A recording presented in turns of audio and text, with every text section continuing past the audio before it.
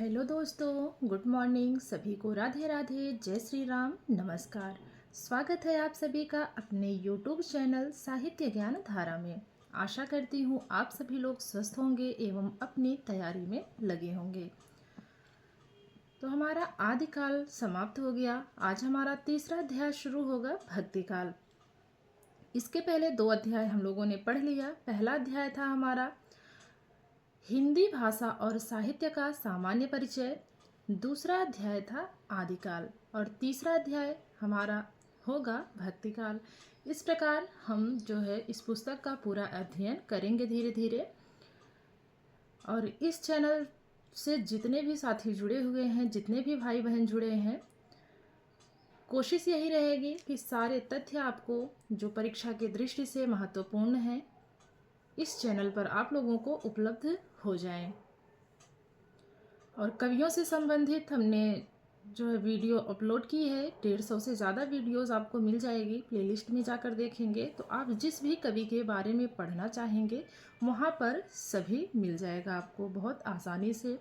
आदिकाल, भक्तिकाल, रीतिकाल, जितने भी कवि हैं सबके बारे में उसमें आपको मिल जाएगा पढ़ने को। तो चलिए शुरू करते हैं बिना किसी देरी के आज की वीडियो। सबसे पहले देखेंगे भक्ति शब्द की व्युत्पत्ति। भक्ति शब्द की व्युत्पत्ति भज धातु से हुई है, जिसका अर्थ है स्मृति की रागात्मक निरंतरता, ईश्वर की निरंतर स्मृति। तो देख लीजिएगा, भज जो धातु है यहाँ ज के नीचे हलंत लगा है, क्योंकि अगर प्रश्न बनेगा तो उसमें आपको एक ऐसे लिखा हुआ मिलेगा विकल्प में, और एक जो है ज के नीचे हलंत आपको नहीं मिलेगा, पूरा ज मिलेगा। तो इस बात का विशेष ध्यान रखेंगे, भज ऐसे रहेगा। परिभाषा की बात करें तो तुलसीदास के अनुसार जाते बेगी द्रवहुमय भाई, सो मम भगति भगत सुख ताई। ये तुलसीदास जी के अनुसार है। और पंक्ति भी पूछी जाती है ना परीक्षा में, तो ऐसे आपके सामने ये पंक्ति दे दी जाएगी और पूछी जाएगी कि ये पंक्ति किसकी है। तो इसलिए भी इसको याद कर लेंगे, ये तुलसीदास जी की पंक्ति है। फिर है आचार्य रामचंद्र शुक्ल। रामचंद्र शुक्ल के अनुसार श्रद्धा एवं प्रेम के योग का नाम भक्ति है। श्रद्धा एवं प्रेम के योग का नाम क्या है? भक्ति है। अब देखेंगे आचार्य हजारी प्रसाद द्विवेदी के अनुसार भक्ति भगवान के प्रति अनन्यगामी एकांत प्रेम का ही नाम है। भक्ति रसायन के अनुसार मन की उस वृत्ति को भक्ति कहते हैं जो आध्यात्मिक साधना से द्रवीभूत होकर ईश्वर की ओर प्रवाहित होती है। इसको फिर से देखेंगे। भक्ति रसायन के अनुसार मन की उस वृत्ति को भक्ति कहते हैं जो आध्यात्मिक साधना से द्रवीभूत होकर ईश्वर की ओर प्रवाहित होती है। तो ये थे हमारे कुछ जो है विभिन्न विद्वानों के अनुसार भक्ति की परिभाषा। आगे देखेंगे भक्ति आंदोलन के उदय के संदर्भ में विद्वानों के मत। तो देखिए, सबसे पहले है विद्वान, उसके बाद है स्थापना या मान्यताएं। George Grierson, weber, Bhandarkar, Wilson, इनकी मान्यता क्या है? ईसाई प्रभाव के कारण उदय।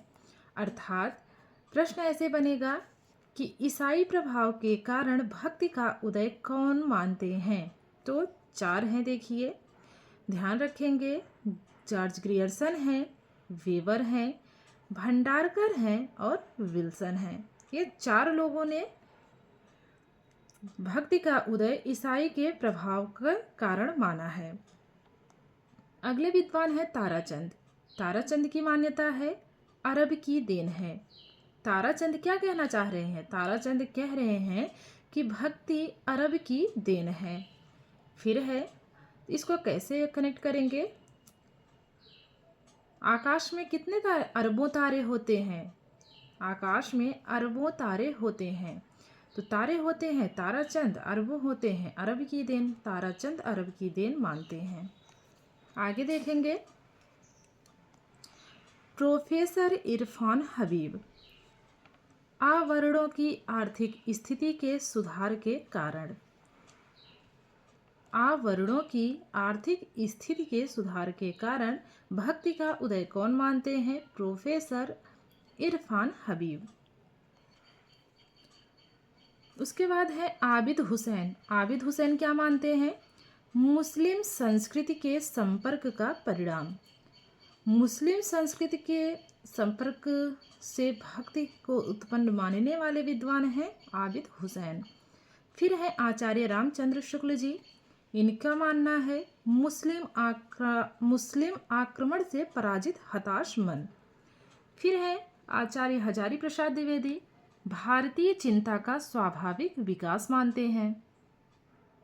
डॉक्टर सतीश चंद्र मानते हैं बौद्ध धर्म की क्षयग्रस्तता एवं सूफी संतों का प्रभाव। मुक्तिबोध क्या मानते हैं? ऐतिहासिक सामाजिक शक्तियों के रूप में जनता के दुख व कष्ट। डॉक्टर रामविलास शर्मा की बात करें तो इन्होंने माना है भक्ति आंदोलन एक जातीय और जनवादी आंदोलन है। डॉक्टर गुलाब राय कहते हैं पराजय की क्षति का पूरक। तो ये जो है विभिन्न विद्वानों के अनुसार भक्ति आंदोलन के उदय के कुछ कारण इसमें दिए गए थे। इसको जरूर याद रखेंगे क्योंकि परीक्षा में इसमें से एक प्रश्न देखने को मिल सकता है। मैनेजर पांडे के अनुसार भक्ति आंदोलन जन संस्कृति का आंदोलन है। मैनेजर पांडे के अनुसार भक्ति क्या है? भक्ति आंदोलन जन संस्कृति का आंदोलन है। मुक्तिबोध ऐसे कवि हैं जिन्होंने भक्ति काव्य पर गहन विचार किया है। इन्होंने मध्यकालीन भक्ति आंदोलन का एक पहलू शीर्षक लेख में लिखा है। कबीर तुलसीदास की तुलना में अधिक आधुनिक लगते हैं। मुक्तिबोध के विषय में ही यह दूसरा कथन है, देखिएगा। भक्ति आंदोलन का जनसाधारण पर जितना व्यापक प्रभाव हुआ उतना किसी अन्य आंदोलन का नहीं। पहली बार शूद्रों ने संत पैदा किए, अपना साहित्य और अपने गीत सृजित किए। अब देखेंगे भक्ति काल का नामकरण व विभिन्न मान्यताएं। जॉर्ज ग्रियर्सन और डॉक्टर श्याम सुंदर दास भक्ति काल को हिंदी साहित्य का स्वर्ण काल कहते हैं। ग्रियर्सन क्या कहते हैं? स्वर्ण काल कहते हैं। मिश्र बंधुओं ने इसे माध्यमिक काल कहा है। गणपति चंद्र गुप्त इसे मध्यकाल के अंतर्गत रखते हैं। डॉक्टर रामविलास शर्मा इसे लोक जागरण काल कहते हैं।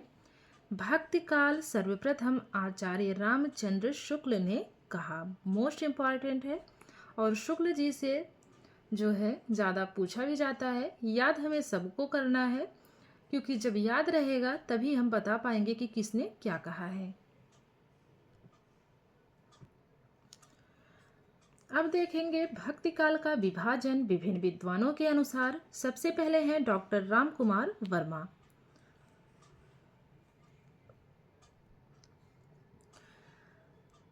तो इन्होंने कृष्ण काव्य, राम काव्य, संत काव्य और प्रेम काव्य में विभाजित किया है।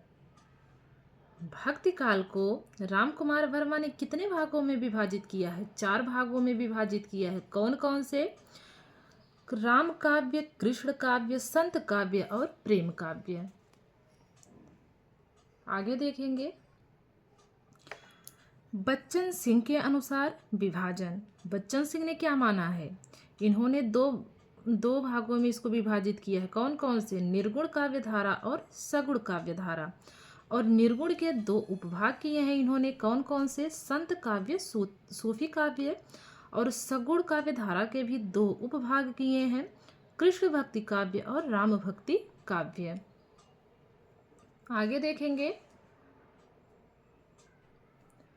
हजारी प्रसाद द्विवेदी के अनुसार विभाजन। निर्गुण भक्ति का साहित्य, कृष्ण भक्ति का साहित्य, सगुण मार्गी राम भक्ति का साहित्य, प्रेम कथानकों का साहित्य। तो हजारी प्रसाद द्विवेदी ने कितने भागों में विभाजित किया है भक्ति काल को? तो 4 भागों में किया है। निर्गुण भक्ति, कृष्ण भक्ति, सगुण मार्गी और प्रेम कथानकों का साहित्य में। अब देखेंगे आचार्य रामचंद्र शुक्ल के अनुसार विभाजन। ज्ञानाश्रयी शाखा, ज्ञानाश्रयी शाखा निर्गुण धारा। प्रेमाश्रयी सूफी शाखा, तो ये क्या है? निर्गुण धारा है। फिर है राम भक्ति शाखा सगुण धारा, कृष्ण भक्ति शाखा सगुण धारा। तो ऐसे कह सकते हैं कि रामचंद्र शुक्ल ने विभाजन किस प्रकार किया? तो सगुण काव्यधारा और निर्गुण काव्यधारा में किया। सगुण काव्यधारा के अंतर्गत इन्होंने राम भक्ति शाखा और कृष्ण भक्ति शाखा को रखा है, और निर्गुण काव्यधारा के अंतर्गत ज्ञानाश्रय शाखा और प्रेम मार्गी या सूफी शाखा को इन्होंने रखा है। डॉक्टर नगेंद्र द्वारा संपादित ग्रंथ हिंदी साहित्य का इतिहास में विभाजन। निर्गुण भक्ति काव्य और सगुण भक्ति काव्य। निर्गुण भक्ति काव्य में है संत काव्य, प्रेम आख्यानक काव्य। सगुण भक्ति काव्य के अंतर्गत है राम भक्ति काव्य, कृष्ण भक्ति काव्य। और ये किसके आधार पर इन्होंने किया है डॉक्टर नगेंद्र ने? तो इनके द्वारा संपादित ग्रंथ हिंदी साहित्य का इतिहास के अनुसार ये विभाजन किया गया।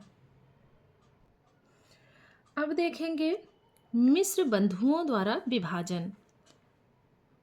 माध्यमिक काल, इसके इन्होंने 2 उपभाग किए हैं, पूर्व माध्यमिक काल और प्रौढ़ माध्यमिक काल। आगे है भक्ति आंदोलन के उद्भव के संदर्भ में विद्वानों के मत या फिर अन्य मत। तो चलिए देखते हैं। श्रीमद् भागवत तथा पद्म पुराण के अनुसार उत्पन्ना द्रविड़े साहं वृद्धि कर्णाटके गता, क्वचित् महाराष्ट्रे गुर्जरे जीर्णताम गता। तो किसके अनुसार है? श्रीमद् भागवत तथा पद्म पुराण के अनुसार है। आगे देखेंगे वल्लभाचार्य के अनुसार म्लेच्छाक्रांतेषु देशेषु पापैक निलयेषु च सत्पीड़ा व्याघ्रलोकेषु कृष्ण एवं गतिर्मम। ये किसके अनुसार है? वल्लभाचार्य के अनुसार है, अर्थात यह पंक्ति किसकी होगी? वल्लभाचार्य की होगी, ध्यान रखेंगे। जॉर्ज ग्रियर्सन के अनुसार देखिए, पहला, भक्ति आंदोलन एक बिजली की कौंध की तरह आया। और इनका दूसरा कथन क्या है? भक्ति आंदोलन मूलतः विदेशी प्रभाव के कारण उदय हुआ, ईसाई धर्म के प्रभाव से। तो ये भक्ति आंदोलन का उदय किससे मानते हैं? ईसाई धर्म के प्रभाव से उत्पन्न मानते हैं। दोनों बातों को ध्यान में रखेंगे। अब देखेंगे आचार्य रामचंद्र शुक्ल के अनुसार। रामचंद्र शुक्ल का पहला कथन है, देश में मुसलमानों का राज्य प्रतिष्ठित हो जाने पर अपने पौरुष से हताश जाति के लिए भगवान की शक्ति और करुणा की ओर ले जाने के अतिरिक्त दूसरा मार्ग ही क्या था? इनका दूसरा कथन है, भक्ति का जो सोता दक्षिण की ओर से धीरे धीरे उत्तर भारत की ओर पहले से ही आ रहा था, उसे राजनीतिक परिवर्तन के कारण शून्य पड़ते हुए जनता के हृदय क्षेत्र में फैलने के लिए पूरा स्थान मिला। ये दोनों ही कथन है शुक्ल जी के। और ये जो दोनों कथन हैं इनके, इसी के कारण क्या मानते हैं? इसी को मानते हैं, ये भक्ति आंदोलन के उद्भव का कारण मानते हैं शुक्ल जी। आगे देखेंगे। अब देखेंगे डॉक्टर राम कुमार वर्मा के अनुसार। पहला है, हिंदुओं में मुसलमानों से लोहा लेने की शक्ति नहीं थी। इस असहाय अवस्था में उनके पास ईश्वर से प्रार्थना करने के अतिरिक्त अन्य कोई साधन नहीं था। पराजय की मनोवृत्ति मनुष्य को या तो विषय विलास में लीन करती है या अपनी आध्यात्मिक श्रेष्ठता के प्रदर्शन में क्षतिपूर्ति ढूंढने की प्रेरणा देती है। जैसा कि अभी हालात बना हुआ है, सभी को पता है कि आचार्य धीरेन्द्र शास्त्री जो है हिंदू राष्ट्र बनाने के लिए निकल पड़े हैं और सभी हिंदुओं को चाहिए कि उनका साथ दें ताकि मुसलमानों का अतिक्रमण फिर से ना बढ़े। खैर, ये सब तो राजनीति की बातें हैं, चलिए आगे देखते हैं। आचार्य हजारी प्रसाद द्विवेदी के अनुसार यदि इस्लाम नहीं आया होता तो भी इस साहित्य का 12 आना वैसे ही होता जैसा आज है। यह बहुत ही महत्वपूर्ण इनका कथन है, इसको जरूर ध्यान रखेंगे। दूसरा है, भक्ति आंदोलन भारतीय चिंता का स्वाभाविक विकास है। तीसरा है, यह बात अत्यंत हास्यास्पद है कि जब मुसलमान लोग उत्तर भारत के मंदिर तोड़ रहे थे तो उसी समय अपेक्षाकृत निरापद दक्षिण के भक्त लोगों ने भगवान की शरणगति की प्रार्थना की। आगे देखेंगे, मैनेजर पांडे के अनुसार भक्ति आंदोलन जनसंस्कृति के अपूर्व उत्कर्ष का अखिल भारतीय आंदोलन है। जनश्रुतियों के अनुसार भक्ति द्रविड़ उपजी लाए रामानंद, प्रगट किया कबीर ने सप्तदीप नवखंड। बाबू गुलाब राय के अनुसार पराजय के बाद व्यक्ति या तो अपनी आध्यात्मिक श्रेष्ठता दिखाना चाहता है अथवा विलास में डूबकर पराजय को भूल जाना चाहता है। भक्ति आंदोलन का स्रोत पहली मनोवृत्ति है। यह किसके अनुसार है? बाबू गुलाब राय के अनुसार है। फिर देखेंगे, श्याम सुंदर दास के अनुसार जिस युग में कबीर, जयसी, तुलसी सूर जैसे सुप्रसिद्ध कवियों और महात्माओं की दिव्य वाणी उनके अंतःकरणों से निकलकर देश के कोने कोने में फैली थी, उसे साहित्य के इतिहास में सामान्यतः भक्ति युग कहते हैं। निश्चित ही वह हिंदी साहित्य का स्वर्ण युग था। आज का टॉपिक बहुत ही बोरिंग है, इसीलिए वीडियो यहीं तक रखेंगे। इसके आगे का हम लोग कल पढ़ेंगे। तो जितने भी लोगों ने चैनल को सब्सक्राइब कर रखा है पहले से, उनका बहुत बहुत धन्यवाद है। और अपने दोस्तों को भी आप लोग चैनल से ज़रूर जोड़िए अगर आप लोगों को मेरी वीडियो पसंद आती हो तो ठीक है, मिलते हैं नेक्स्ट वीडियो में। तब तक के लिए सभी को जय श्री राधे कृष्णा, जय श्री सीताराम, नमस्कार।